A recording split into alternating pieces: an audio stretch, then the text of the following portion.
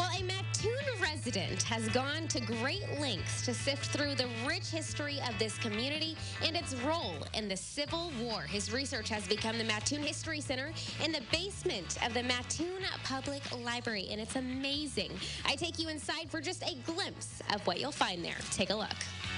The genesis for this room is last fall, a former Mattoon resident who lived in Minnesota died, and in his will he left the Mattoon Public Library a bequest to develop a Civil War study center.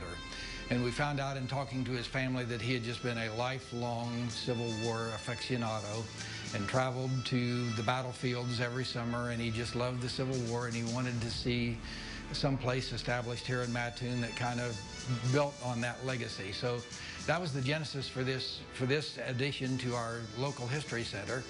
And because the Civil War is such a large, encompassing subject, we decided to focus on the role of Mattoon in the Civil War.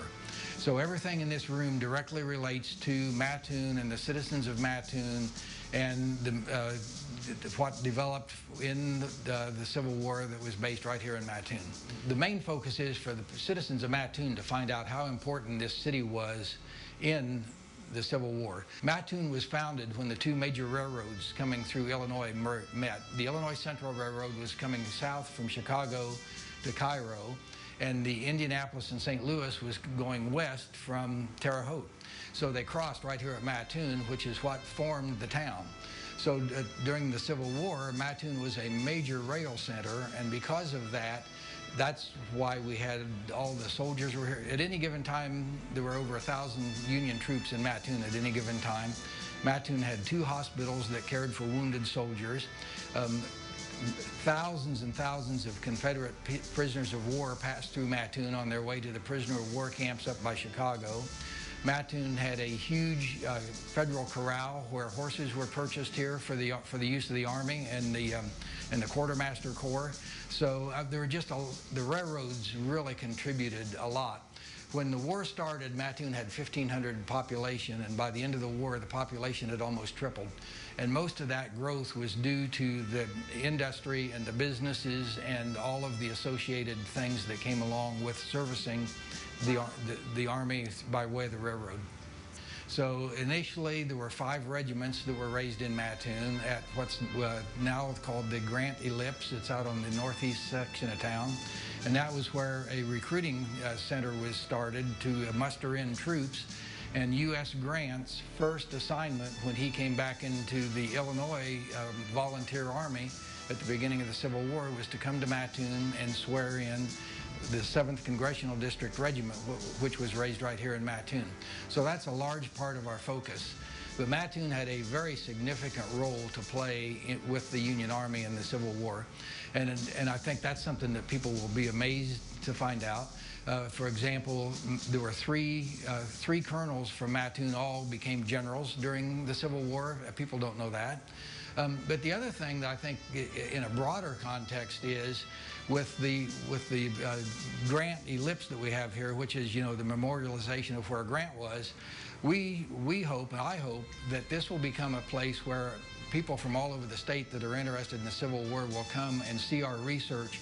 If they're researching their own family members, or if we have some documents and some other items that are, you know, very rare.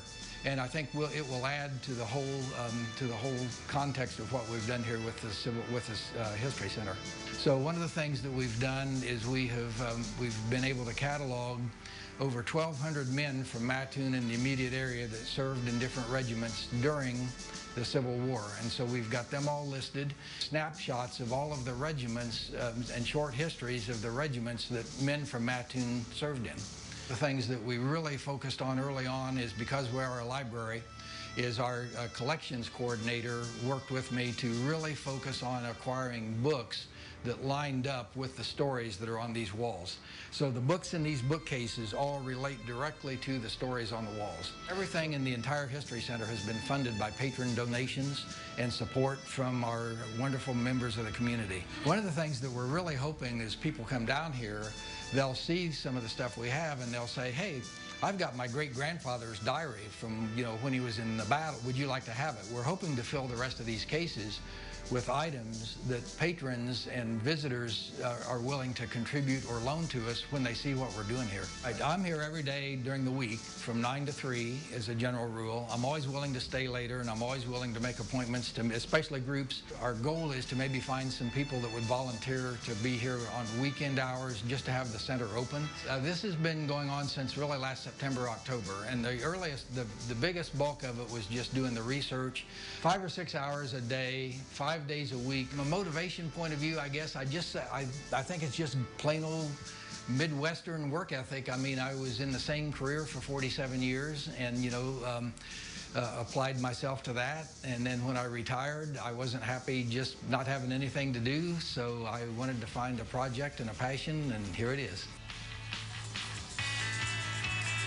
Gosh, isn't that so cool? It's definitely a gem here in Mattoon you gotta check out. Chris is such a wealth of knowledge, and I highly recommend that you visit when he is there, or schedule with him ahead of time so that he can really bring that experience to life. He's there weekdays, but you can also schedule with him or find out when he's there on our website, ciliving.tv. Again, that experience is in the Mattoon Public Library, one you don't want to miss out on. Hey, we got